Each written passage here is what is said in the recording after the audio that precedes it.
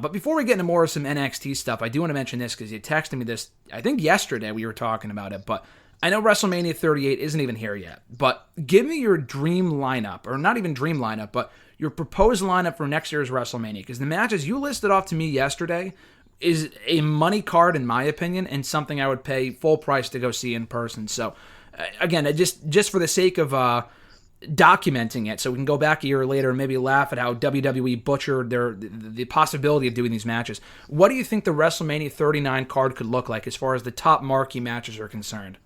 Yeah, I mean, I think if all the ducks line up in a row, I mean, I would do Roman and The Rock. I mean, in Hollywood, Tribal Chief makes sense. Have The Rock finally come back, put Roman over. I mean, I think that's that's price of admission alone. And then if they do bring Gable Stevenson in, they have him work with Lashley. They can break him up, do that, and then kind of push him up the card. I mean, him and Brock would be sick. I mean, the two Minnesota Golden Gopher wrestlers, national championship, both won a national championship there. I mean, that writes itself, and he's basically handing the torch off to him to be basically the next Brock Lesnar. So, fucking take my money there.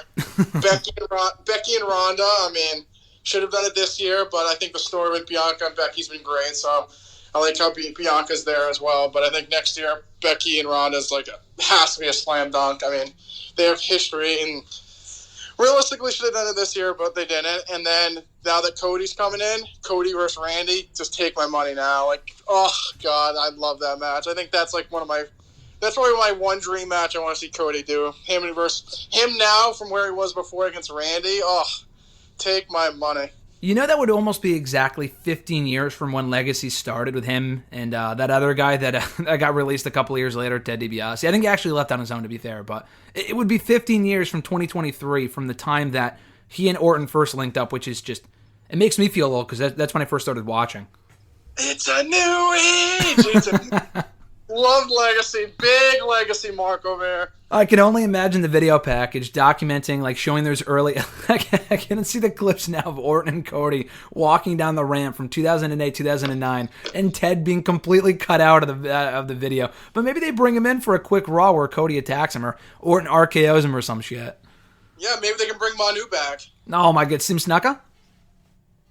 At least Manu was on TV with him for a few weeks. Sim Snuka was literally a 1 week, and then he went to become a cameraman. Yeah, before he almost killed The Undertaker at WrestleMania 25.